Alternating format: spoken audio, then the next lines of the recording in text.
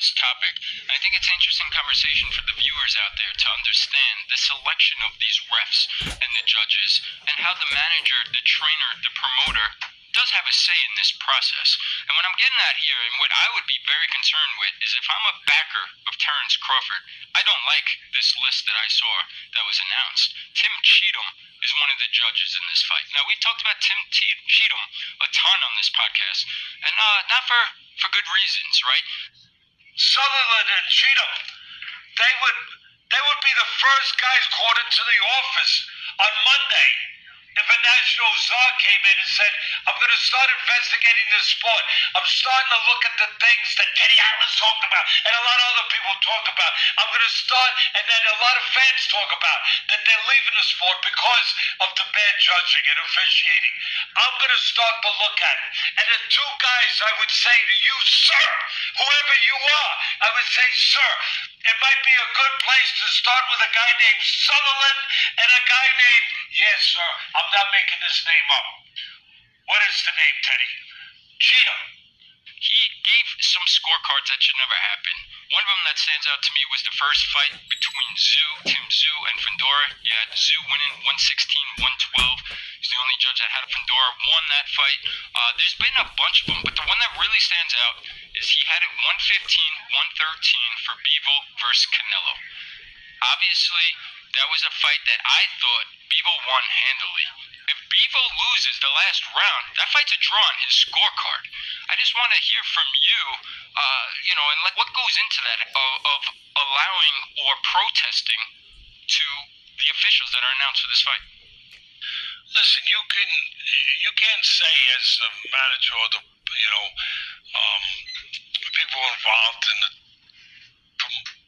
with that fighter, you can't say who you want, but you can say who you don't want, and try to control things the best you can. If you can put a list of guys you can knock guys down. You can't pick them. I mean, that's picked by the organizations. The commission has some say about it, depending on if it's a world title fight or not a world title. Of course, this is for the titles, and the organizations put their guys in there. And the problem with, they don't do a rotating system enough. It's always the same guys. It's the same guys and in the same locales. Vegas, where you're always getting the same guys. And the problem with that is familiarity breeds contempt. We've all heard that, right? And it can also breed, well, contempt's bad, but it could breed other problems like corruption or slighting somebody or favoring somebody, because obviously the people that are involved with those fighters that they want to win, whether it's the promoter, mostly the promoter, right? They wind up having a familiarity and a relationship with the judges.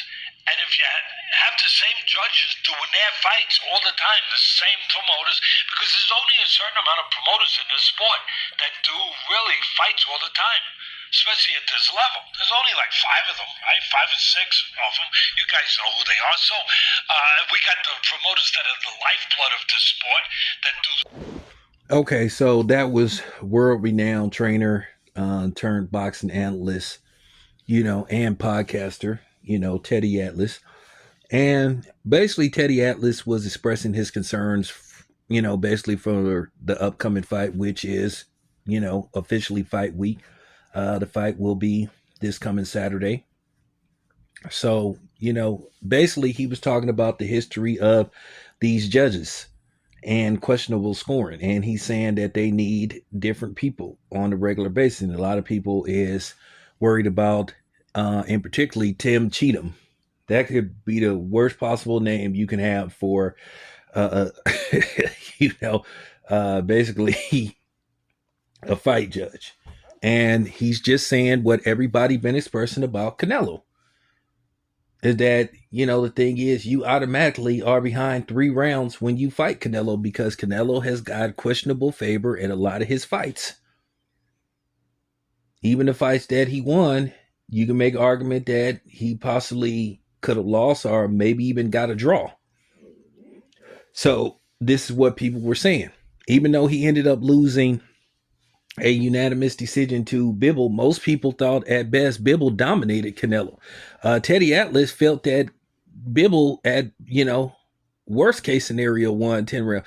Listen, I had Bibble winning best, um, I had Bibble winning that fight going away.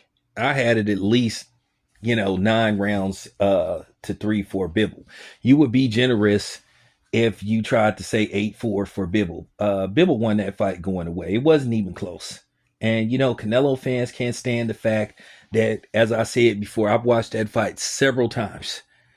Everybody keep talking about Canelo's so-called ironclad chin.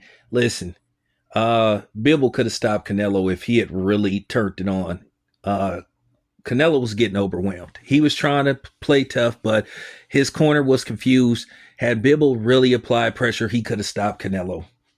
And he would have stopped Canelo if they would have fought again. And Canelo knew better than to get in the ring with Bibble a second time, because he would have got his ass handed to him even worse. So I don't want to hear no stuff about hand injuries and all that. Nah, the only thing that was hurt was Canelo's pride, because he got dominated thoroughly by Bibble. So going into this fight, people are just concerned. They're wondering, will Bud get a fair shake? At the end of the day, most people just want to see the best man win. A fair scoring, affair. We just want the judges to be fair. And Tim Cheatham has a history of questionable scorecards. So does Max DeLuca, and Weisfeld. But Weisfeld has gotten it right more than he's gotten it wrong. But those other two, they've had very questionable scorecards. Keep in mind, CJ Ross, right, had Canelo winning 6 rounds versus Floyd Mayweather. When most people believe that Floyd Mayweather pitched a shutout, that Canelo did not win 1 round. He got dominated. He got his ass handed to him, and Floyd won that fight going away. But this is when you saw a glimpse of the future, that Canelo was going to get favorable. He was going to get favorable. He was going to get, some favoritism thrown his way. Favorable treatment with judges. And you saw that throughout his career, even the fights that he ended up winning. I thought the Caleb Plant fight was closer than what it was. I thought Caleb Plant was doing very well. You can make an argument Caleb Plant was winning that fight until he got stopped. He was outboxing Canelo for a lot of the fight. And that's just the truth. Nobody gives a fuck about you Canelo fans being upset. Nobody ain't got to kiss Canelo's pinky ring. Nobody ain't got to watch what they say concerning Canelo. Nobody gives a fuck. I said what I said, and I stand on it. And that's just real talk. And this has been going on for a while. So this is why people have their concern. But at the end of the day, hopefully come Saturday, when the final bell is rung to announce the winner, win, lose, or draw, hopefully it won't be a fight that we're talking about that somebody got screwed. So with that being said, hopefully we get a fair scoring event. Me, myself, if I'm Team Crawford, I would consider it. But, at the end of the day, it is cause for concern. But knowing Bo McNam, they just going to be like, fuck it.